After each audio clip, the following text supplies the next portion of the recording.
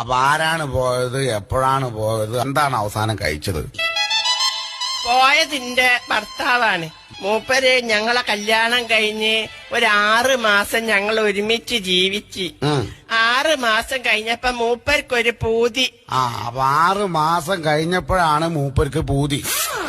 Gulf പോവാൻ. അത് ശരി, ഗൾഫ് പോവാൻ. അങ്ങനെ മൂപ്പരെ പൂതിയല്ലേന്നും വിചാരിച്ചിട്ട് ഞാൻ എന്റെ പണ്ടങ്ങളെ മുഴുവൻ വിറ്റിട്ട് ഇയാളെ ഗൾഫിലേക്ക് പറഞ്ഞേച്ച്. ഇപ്പൊ 12 കൊല്ലായിട്ട് ഒരു വിവരവും ഇല്ല. ചിരിക്കരുത്. അല്ല, കരഞ്ഞതല്ലേ? എന്തൊരാളാണ്ട ഈ മുത്തു പോലത്തെ പെൺകുട്ടീനെ 6 മാസം കൂടെ ഈ കഴിഞ്ഞിട്ട്. അല്ല മോളെ, കുട്ടികളുണ്ടോ? 4 കുട്ടികളുണ്ട്.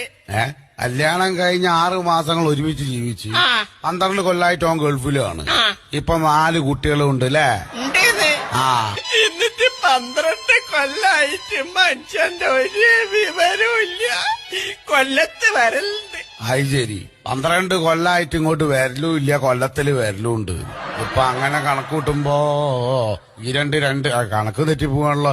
എങ്ങനെയാപ്പോ അത് കണക്ക് മനസ്സിലായില്ല എനിക്ക്. അല്ല, കൊല്ലം എന്ന് പറഞ്ഞ സ്ഥലത്ത് വരലുണ്ട്. അവിടെ മൂപ്പർക്ക് ഭാര്യയും കുട്ടികളൊക്കെ ഉണ്ട്. എന്തൊക്കെ ചെലവുണ്ടെക്ക്. 4 മക്കളെ പോറ്റണം, മൊബൈലിന് ഗ്യാസ് നിറയ്ക്കണം. മൊബൈലിന്